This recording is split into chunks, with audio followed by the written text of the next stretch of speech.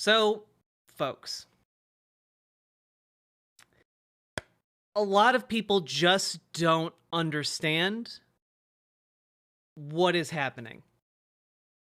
A lot of people don't get it, okay? Like, normal people don't get it. Uh, CEOs don't get it. Um,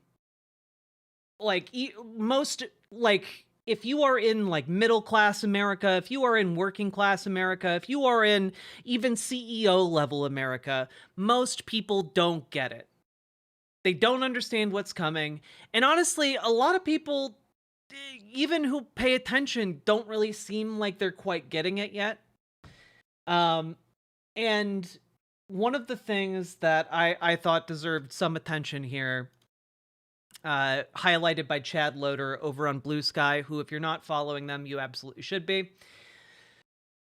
Shared this from Brian Krebs, who's a well-known cybersecurity investigator, reporter, who posted this on LinkedIn. I've started posting on LinkedIn about some things that Trump and Musk are doing to undermine the security integrity of our government, mainly because this crowd needs to hear it the most.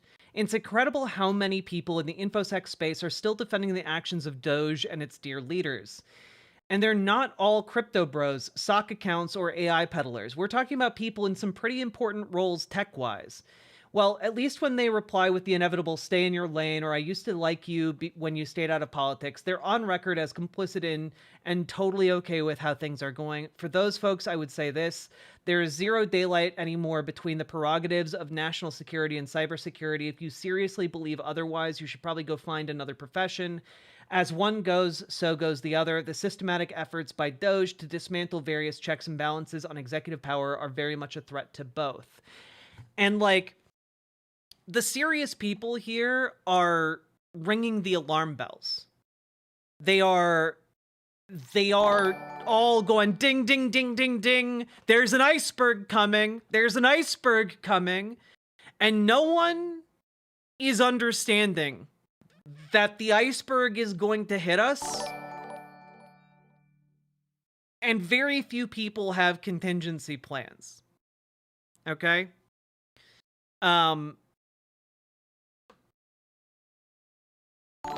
It's gonna be bad. You know, some people, like, I mean, guys, just one aspect of this. You know all the planes that have been crashing recently? You know all the planes that have gone down? Like, a weird number of planes have been crashing. Okay? Here's a San Francisco gate, or SF gate. Workforce is missing. Air traffic controllers in peril nationwide. SF Gate contributor Jim Glab rounds up air travel and airport news for a weekly column Routes. And this is from 2 days ago. This is a terrifying headline. Without air traffic controllers, we don't have air travel. Like, there is a concerted reason behind why all these disasters keep happening.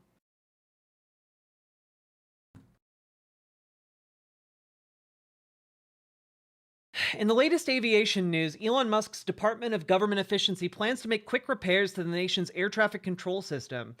A New York Times investigation details the depths of the Federal Aviation Administration's air traffic controller shortage. Worldwide air travel hit a record last year. New California routes come from American Airlines, Allegiant, blah, blah, blah, blah, blah. Yeah. As many air travelers remain jittery about flying following the January 29th mid-air crash of American Airlines flight and military helicopter near Washington, D.C., Elon Musk and his band of 20-something Doge techies are coming to the rescue. Sean Duffy, President Donald Trump's new transportation secretary, said on X last week that the Doge team members are going to plug in to help upgrade our aviation system. And Musk confirmed the news, stating, with the support of President Donald Trump, the DOGE team will aim to make rapid safety upgrades to the air traffic control system.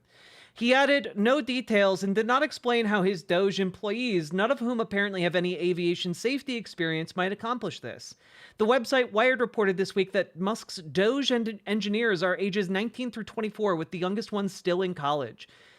They have been busily poking into the data centers of several government agencies in recent days, causing consternation among many in Washington about data security and illegal access. Former Secretary of State Hillary Clinton responded to Duffy's post by observing that Musk's DOGE employees have no relevant experience. Most of them aren't old enough to rent a car, and you're going to let them mess with airline safety that's already deteriorated on your watch. Meanwhile, Trump said this week that the FAA's air traffic control network relies on an old and broken system and called for its replacement, according to the Associated Press. I think what is going to happen is we're all going to sit down and do a great computerized system for our control towers. Brand new, not pieced together, obsolete, he said, which doesn't mean shit. In case you guys aren't software developers, that is fucking nonsense. We're just gonna make a better system. We have a system that works. We just need the people to staff it. God damn it. Yeah. It's been common knowledge for many months and has even been acknowledged by the FAA that the nation is facing a serious shortage of air traffic controllers. That concern has come into sharp focus following the recent midair crash in the crowded skies around Washington's Reagan National Airport. And a new investigation by the New York Times shows just how serious the staffing shortage is, especially in the Northeast. Based on staffing data it got from the Air Traffic Controllers Union, the Times concluded that 285 of the nation's 313 air traffic control locations, including airport towers and other facilities, controllers' staffing numbers were below the threshold set by the FAA and the union. At 73 of those facilities, staffing is so low that at least a quarter of the workforce is missing. Yeah. The Times said shortage is particularly severe in the greater New York area, where 2 air traffic control facilities on Long Island are operating with nearly 40% of the positions unfilled. So, yeah, we want the guy who designed the least safe vehicle since the Ford Pinto. It's 17 times deadlier than the Ford Pinto. We want that guy to upgrade our national aviation systems.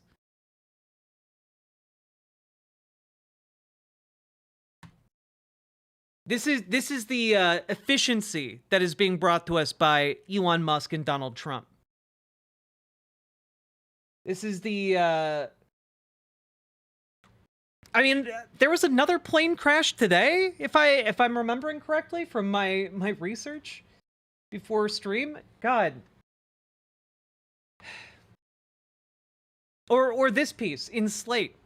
Okay? I work in the office carrying out the government purge. Here's what I want you to know. We're as freaked out and angry as everyone else, which, man, that does not fill me with confidence about these times and our ability to meet them.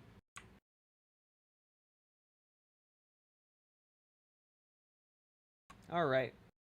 I'm a career civil servant in the federal government's Office of Personnel Management, and I'm sorry. Normally, the only time anyone hears about our agency is when we declare snow days for the DC area and prior to Zoom schooling. That made us very popular with local school children. But since President Trump's inauguration, a new email address has shown up at OPM and has been sending emails after hours on weekends and sometimes more than once a day that disparage the work of our fellow public servants and demand that they resign or take mysterious buyouts or prepare to be fired. And yeah, it's all Elon Musk hollowing out this government so that he can just install his own people. You know? $400 billion buys a lot of loyalty. You know? And now they have gambled that they have enough power for Elon Musk to call for an impeachment of the judge who ordered the blockage to DOGE from the Treasury systems. So,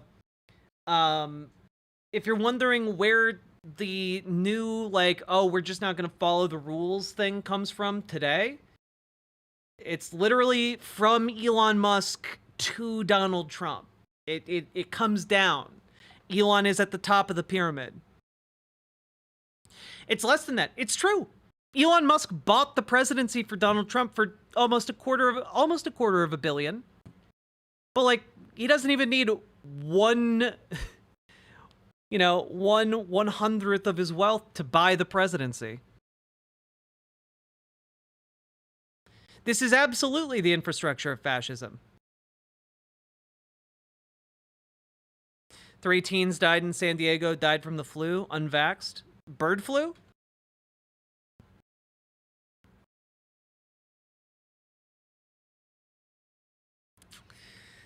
Oh, God.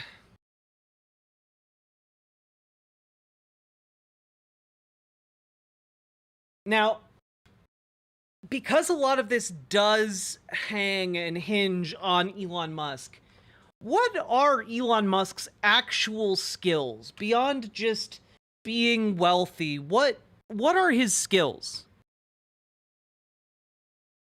Okay. Oh, Anders Norup, none of the people who are involved in this are thinking about long-term results. They are entirely thinking about the short-term profits. The entire plan of every single Republican that is currently in office and enabling this, they are not thinking about long-term results. They're thinking about, hey, we're gonna get our quick payoff and either pick up the pieces afterwards, in which case we'll look like heroes, or we're gonna make a lot of money now. And the people in Congress are just kind of going along with it without any actual promise of payment, you know?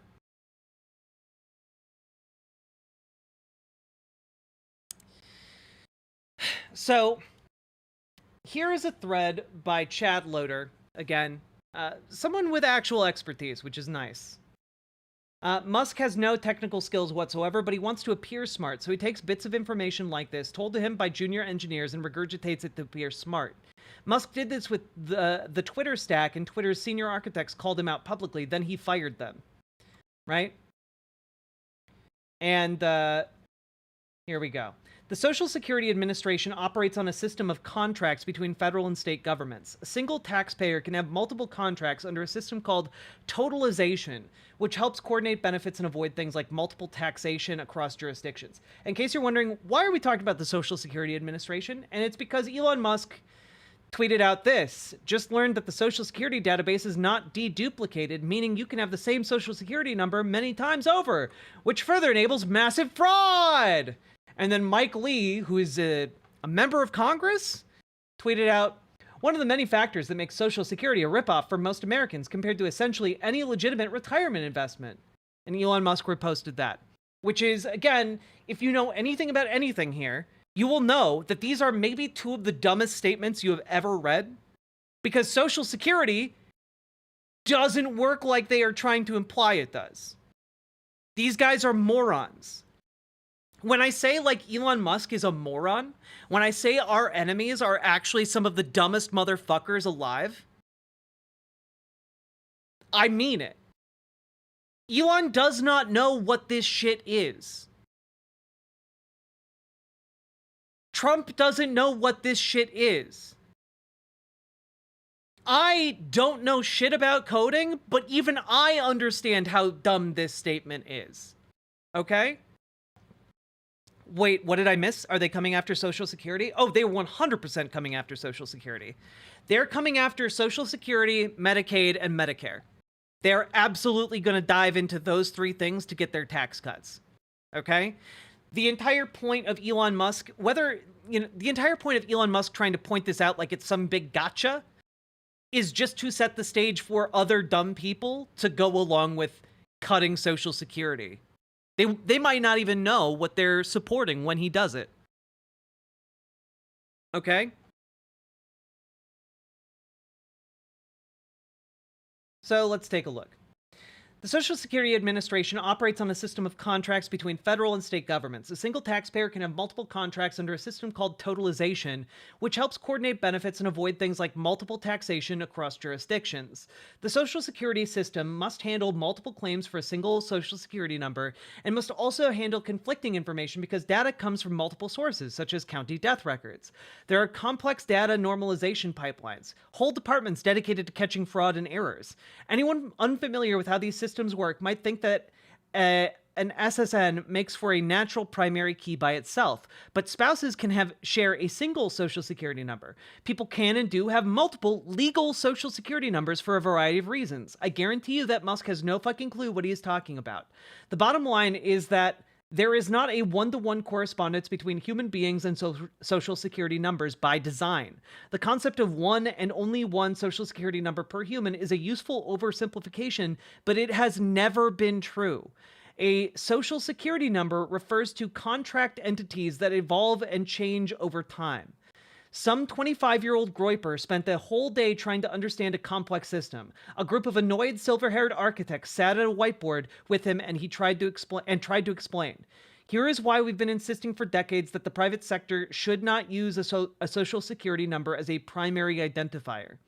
Then, some 25-year-old, likely neo-Nazi former Palantir intern who couldn't code his way out of a wet paper bag, goes back to Musk and tells him, "Boss, this system is fucking crazy. They don't even deduplicate social security numbers. We need to do a total rewrite." And Musk immediately tweets it out, just like he did at Twitter. Amend the crazy stack that exists, or rewrite it.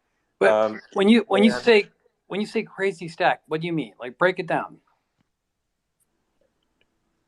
Have you seen George's diagram? No. I mean, like, what do you mean by crazy? No, seriously. Come on, buddy. Come on. Who are you? What do you mean? Who am I? I don't know. You gave me the fucking mic. I got no. I didn't give you the mic. Whoa! I'm doing the mic, and let's keep it civil in my space. I mean, I've never heard this before. Holy shit! They laughed right in his fucking face. More people need to do that. Yeah. Like what? No, man. You're in charge of the servers and the programming, whatever. Like, what is the stack? Elon? Keep things technical in my space, please. Take me from top to bottom. What does the stack look like right now? What's so crazy about it? What's so abnormal about this stack versus every other? What is so abnormal about this stack compared to every other stack? Oh, God. This guy does deserve a medal, but he got fired for, asking a very simple question. Anyway, the bottom line is that all our sensitive information is going to end up on an unsecured Snowflake instance in the cloud because these kids lack a fundamental understanding of enterprise architecture, and ChatGPT is bad at SQL. To clarify why two people can share the same social security number, for decades when it was common for wives not to collect income, a wife could share her husband's social security number. That changed, but some of these women are still alive and collecting benefits. Bad assumptions mean great-grandma's electricity gets shut off. Anyone born after the mid-1980s won't remember this, but people didn't used to get a social security number assigned at birth. You had to apply for a social security number when you were ready to start collecting taxable income for the first time. There is a separate field indicating when you had a duplicate social security number for a Mrs. John Smith. If I recall correctly, they would represent this outside the system by tacking on an extra suffix to the social security on printed forms. I can't remember what suffix they used, been too long. Like most GOP schemes throughout history to modernize government and reduce waste, Musk's scheme will end with people's grandma eating cat food in a pitch-black freezing apartment. This is the kind of shit that gets non-political people making irate calls to their representatives. And honestly, I'm going to go a step further. This is the kind of shit that makes people, buy a gun. This is what when your family is going through that kind of shit, that this kind of deprivation would cause, that's when people start arming up. Dragonfly, thank you for the tier 4 sub. I appreciate it. Remember, everyone, fascists are, at heart, losers. True. We will defeat them, and each one of you is instrumental to that. Hang in there. True. Most of these systems use COBOL. Some of them use COBOL, some of them use assembly. Some of them use other things too.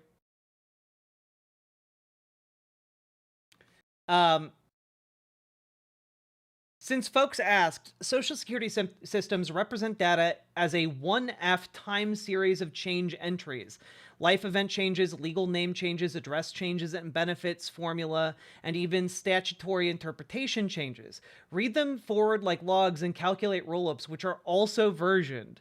A 1F time series database is the only rational way to store this information because a fundamental design criterion is We need to be able to explain exactly why benefits were calculated this way for John Smith on October 3rd, 2016. Important when dealing with interpretation of legal statutes, which makes sense. You know, like you need essentially like a sheet that is changeable over time, you know, for each person. That makes sense. Salmon Moose knows a lot more about coding than me and says it's a mixture of assembly and COBOL. It's important to note that assembly is architecture specific, so they wouldn't have the same assembly as you'd get on your Windows or Linux box. Yes. Good night, Jessa T. To use a much simpler example, date/time calculations are far more complicated than people realize because of time zones. Time zones are legal and political constructs that change at specific points in time in history within specific legal jurisdictions. Arizona changed it to MST at 0000 hours 1968-03-21. During World War I, most of Arizona joined the rest of the country in shifting its time zone to MDT, excluding the cities in the western part of Arizona, which shifted to PDT. When wartime ended, most of the state shifted back to either MST or PST. All these rules have to be encoded in time zone databases. As chief software architect on enterprise systems, I've seen engineers make disastrous, unrecoverable mistakes. For example, just convert all times to UTC. Problem solved! They threw away the time zones.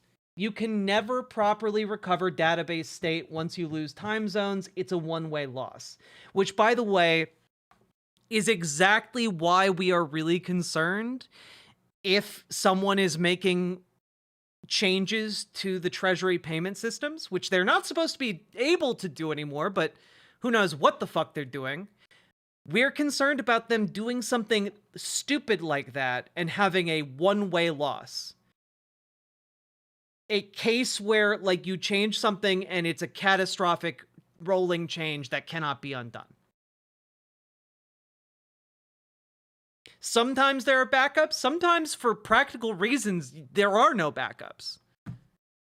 The entire point of, like, for example, the Treasury payment system is that we do not need backups because the system itself is designed to never need a backup. It's slow, but it's dependable. That's the dependability is like the main thing that they want in a system like that. You know?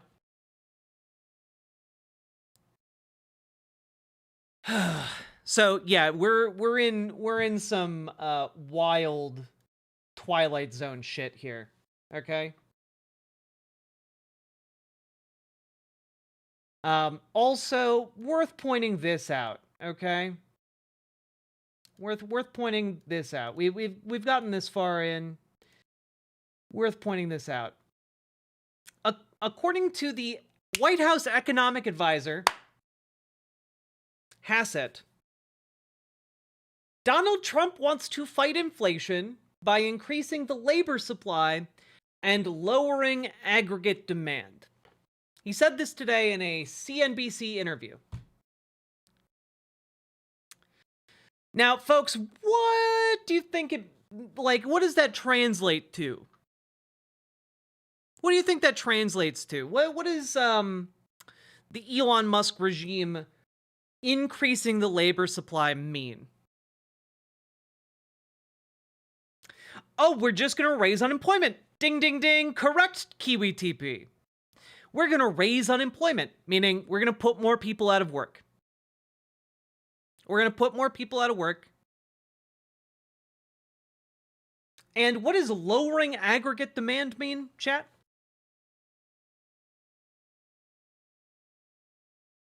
If more people are out of work and the demand is lowered, that's right! Donald Trump, in order to combat the inflationary effects of all of his policies, is just going to trigger a recession. He's going to trigger, on purpose, an economic depression. Yep, that effectively, sweet blasphemy. The statement made on CNBC is just a gigantic middle finger to every working person in the country. Well, it's insane unless you're rich. If you're rich, then it makes a lot of sense, because then you can make a lot more money during a recession. Recessions are one of the mechanisms in capitalism that allow these rich fucks to hoover up all of the material wealth, so that when the recession ends, when the depression bounces back, suddenly all of their assets also increase in wealth, and suddenly they are 10 times wealthier than they were at the start of the depression. Yeah, why own the public sector when you can own everything? Exactly their plan. Next year, we'll be having the convo that the minimum wage is too high and we need to move to a 7-day work week. Honestly, if it's any consolation, Eddie, if it's any like string of hope here, I don't think that I don't think that conversation is going to be happening a year from now, because the current situation is untenable. What do you do with all the money when you die? You give it to your children so that they can do the same thing. You make your very own god emperor. You breed sandworms in the desert and just raise them in the spice.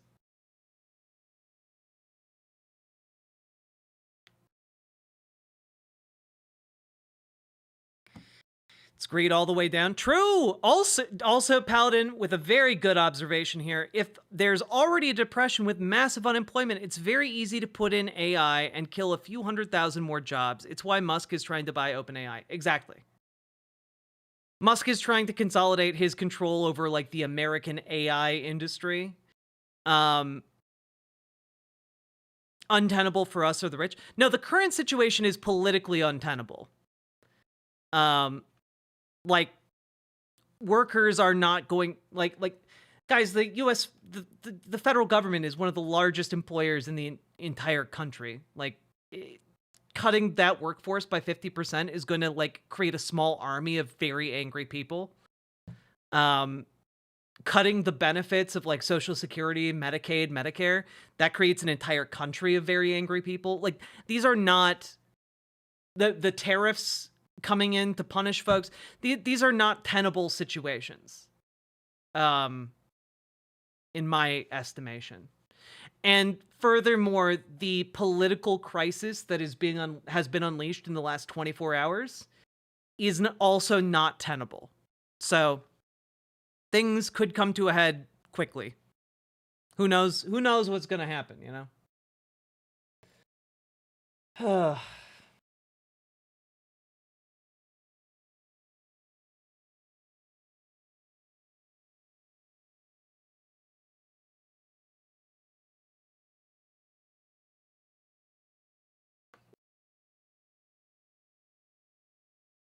It really is. We're in the bad times, folks. I know I'm kind of trailing off here, but it's kind of like I need to take like a moment to just like wrap my head around everything. It's truly, truly bad out there. Now, I will say here that I do think that there is going to come a point where they overplay their hand. I don't know when that point is going to be. I don't know if it's going to be this political crisis with the courts. I don't know if it's going to be the tariffs. I think that at the very least, the straw that's going to break a lot of people's backs when it comes to, virtuous anger is going to be this. Why many Republicans think shrinking Medicaid will make it better. This was published today, chat. Today. NPR. Like, the reporting on this is just insane to me. They are plotting. Guys, this article, when you start reading into it, okay? When you start reading into it, the second paragraph, Trump said last month he would not make cuts. Oh, that was a slip up. The trick of the tongue. would not make cuts to the country's public health insurance program for low-income and disabled Americans. But the White House and Republicans in Congress are considering a menu of options that could add up to $2.3 trillion in potential cuts to Medicaid over the next decade. $2.3 trillion in cuts to Medicaid, and you're titling this article, "Why Many Republicans Think Shrinking Medicaid Will Make It Better." Fuck all the way off. Fuck all the way off. Like,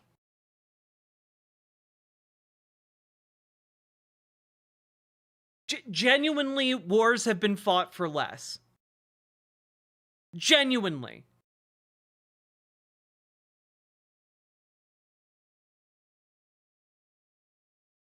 This is the type of thing that will, like, I mean, these are life and death issues for people. And at a certain point, like, there are going to be a lot of people who look at the well, you know, chemo's expensive, gun is cheaper, and like, I don't see how you get out of like there being violence towards the people responsible for this. I'm not saying that should happen. I'm just saying, like, that seems like a really inevitable consequence of this type of policy. Like, when you look at like revolutionary France, and you're like, oh man, how could this ever happen? And then you look at like the economics of like what happened in France, and you're like, oh, that's probably why people were really unhappy. People were not doing so hot if they weren't aristocrats. They're cutting Social Security because they want the SS acronym back. Yeah.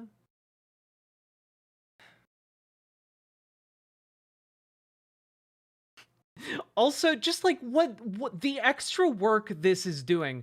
Conservative Medicaid experts noted that some of the cuts would likely overlap, making it misleading to simply add them all up. Other experts said some of the proposals could reduce Medicaid spending even more than congressional leaders estimate, meaning they could still amount to more than $2 trillion in cuts, and could potentially push millions of people off the program. And it's like, are you fucking kidding me? Dog. Do we need to distribute pamphlets to inform people? Honestly, PC Schwarz, and I mean this entirely seriously, I am not in a position anymore where I can advise any of you on what you should do outside of a few tangible things, and we'll get to that eventually on this stream. But like, if you look at what you got going on in your area, and you've got a printer, and you've got like a way with words to like put together something like a pamphlet to just like distribute or like put on polls or whatever, do it. You know, if you see an opportunity to take action that will benefit folks, do it. We are in kind of a time where like, you gotta do what you can. If making flyers, if making like things to distribute, if making buttons, if going to DSA, if going to your local Democrats, if those are things you can do, you gotta do those things. You gotta look around and you gotta figure out, how can I be one of the helpers? You know, there's that famous Mr. Rogers quote about, you know, when you're in trouble, look around for the helpers. Well, you know what? We got to be the helpers. Because there are a lot of people in our society that are a lot worse off than us, a lot more vulnerable than us, a lot younger than us. We need to be the helpers.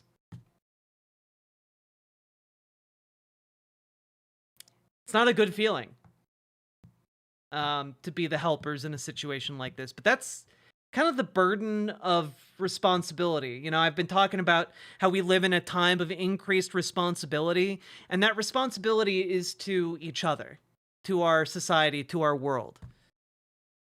You know, feed the hungry, clothe the ragged,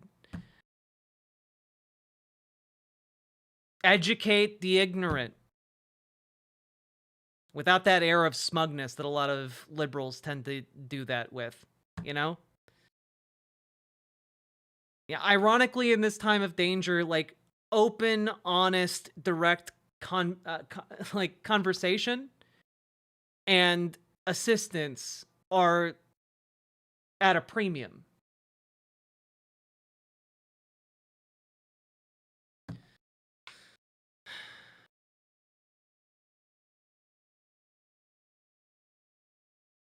So at a local Saturday brunch, progressives and lefties got together. We protested, and now we're planning to take a local bar back from Nazis and make it a queer bar. Nice. Fuck them up. With your words.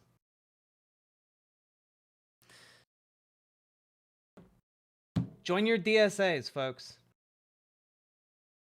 Literally at our DSA meeting tonight, we saw a preliminary plan for DSA members to get involved in the Democratic Party and kind of take control of some of those levers of power so that we can, like, you know, radicalize our local Dems and make them actually useful for these trying times ahead. And that was pretty fucking cool. I'm not gonna lie. Not gonna lie. DSA is what you make it, folks. So make it cool as shit. Because we're also at a time where, like, increasingly there are some Democrats taking action, of course, but if you've been here for the last 3 hours, folks, you know that our time is, like, rapidly coming to you know, some kind of head here. And Democrats just seem to be moseying. And no one is moseying as much as Hakeem Jeffries, one of the biggest congressional disappointments. And, you know, to be honest, I wasn't expecting much from Hakeem Jeffries, but, like, he managed to, like, limbo below the bar that was already in hell, you know? So let's take a look. What did he have to offer us in these times when we are, you know, in a constitutional crisis and on the verge of, like, some really heinous shit going down? What did Hakeem Jeffries have to say? I'm trying to figure out what leverage we actually have. What leverage do we have? They control the House, the Senate, and the presidency. It's their government. What leverage do we have? I feel. Oh my God. Just watching that again made me so angry. I feel like this specific scene right here, okay? Tony Stark was able to build this in a cave with a box of scraps. That's how I feel right now. That's my the soul image that I have imprinted on my brain at this moment. Like, Mitch McConnell was able to block all action from Barack Obama for years with not a congressional majority. You have access to so much political capital, and you're like, what do you want us to do about it, huh? It's like, I want you to drag your fucking feet, man. I want you to be actively lazier. Weaponize your laziness. I know you're do-nothing Dems, but, like, do nothing better. You know? Like, that's all we're really asking from you as Democrats. All we're really asking from Democrats is to slow this entire process down. You know, have the spine to be lazy motherfuckers. Like, holy shit. Have you guys ever napped at work? That's the kind of attitude we need right now. You know, we need you to, like, actively slow this rapid roll towards fascism. You know? It, like, we need the mechanisms, we need the people, we need the procedure, we need, like, the fucking stickler for the rule book. And you know what? That is definitely within the Democrats' wheelhouse. They love that shit. They constantly pull out the rule book and go, actually, you can't do that, sweaty. That's, like, their entire thing.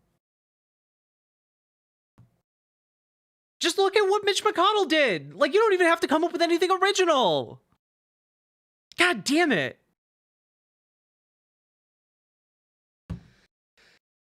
Yeah, QBTP, I couldn't do the entire presser, which is why I only took like that one snippet, but it made me mad.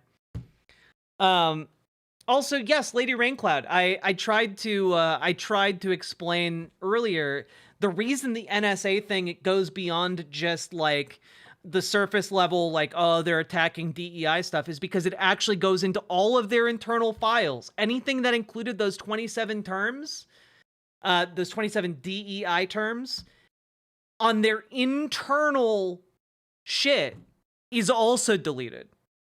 Meaning anything that involved like something that they would have name dropped some of their internal playbook names about, or methods or tactics or ideas or analyses about, all got deleted.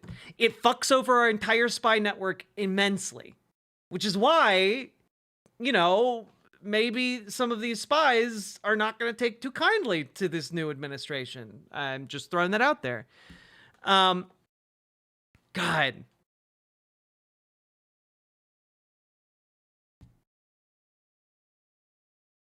They're using interns. Yeah, I mean, those interns probably don't have good security details, just saying.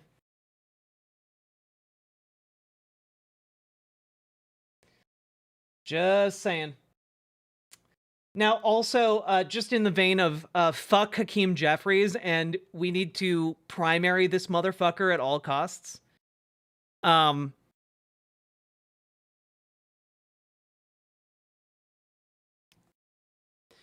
I'm sorry.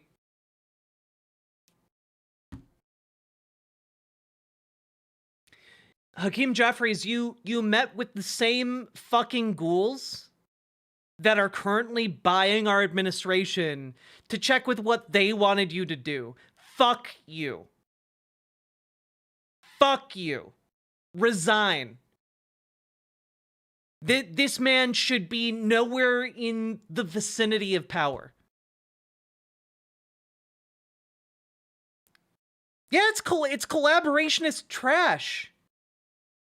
Okay, luckily he is not commanding the rank and file, because rank and file Dems have been getting calls off the hook nonstop. And we're almost to the end and to where we start talking a little bit about hopium, but first, steel yourselves, because it's gonna get worse before it gets better. Just a little bit. So remember how we have a bunch of people who really believe in God? You know, some Christian nationalist types who believe God is the most important thing. You know, like number one commandment, you shall have no God before me, kind of shit. You know, you remember that? Like, they really want the 10 commandments in like every school, so you can read like the number one commandment is like, you know, you shall have no God before me. You know, that's number one up there. Anyway, completely unrelated, here is apparently an idol that has been erected in Mar-a-Lago of a goat, constructed entirely out of Donald Trump $100 bills and gold. And it says on a plaque, "I love you, Donald Trump."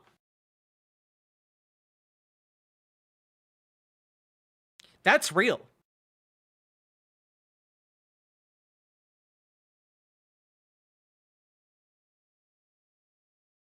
You can't satirize this.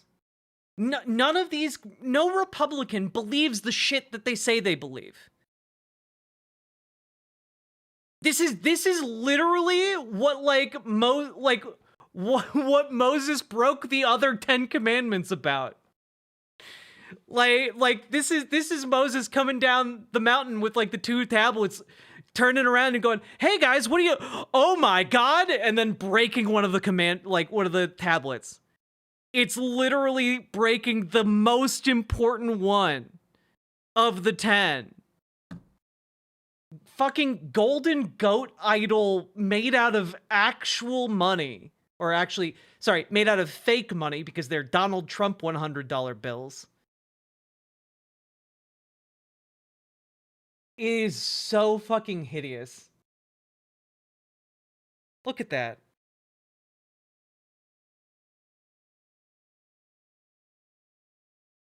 Insane.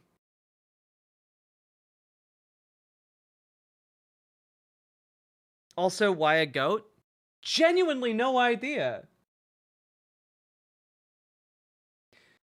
Oh, also, all of those bills say, in Trump we trust, instead of in God we trust. Literally, by the way, if a liberal did something like this, if a liberal had a goat idol made out of money and, like, put, like, in Ruth Bader Ginsburg we trust or something on it, MAGA is a cult now. they would shit themselves to death immediately. Every Christian nationalist shit themselves immediately to death. The hypocrisy is staggering. So it turns out that Trump and his supporters chose Mammon. In other news, sky wet, water blue.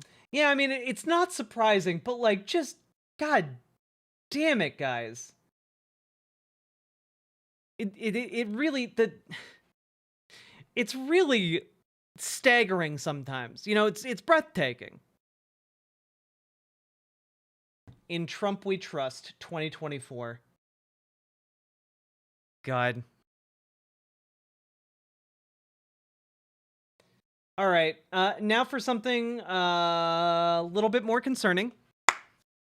Tell me that's not real. It is real, Lady Raincloud, unfortunately.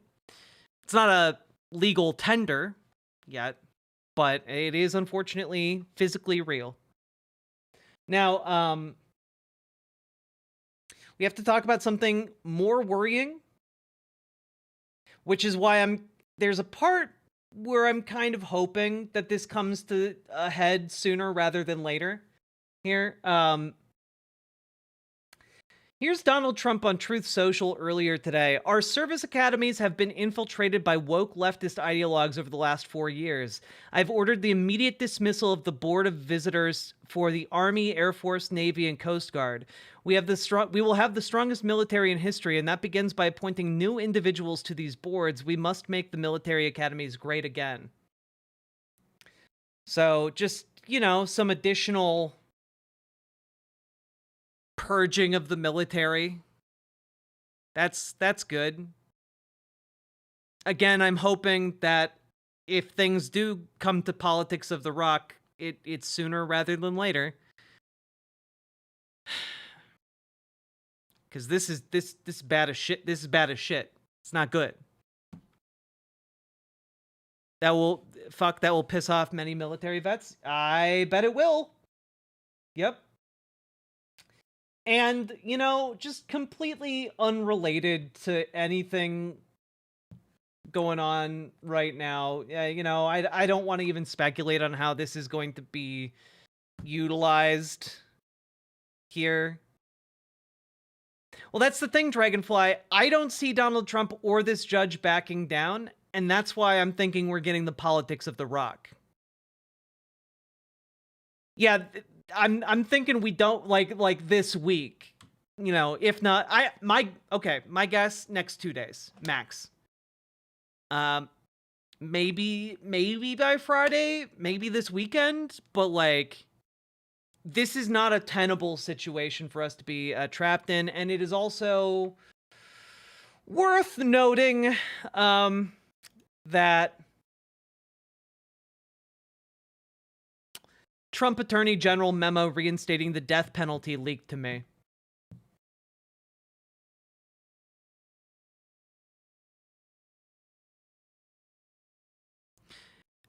Just throwing that out there apropos of nothing. Don't really want to speculate where this all fits in on that, but it's not good. Leaked to Ken Klippenstein, so that's good old Ken having our backs here with solid journalism.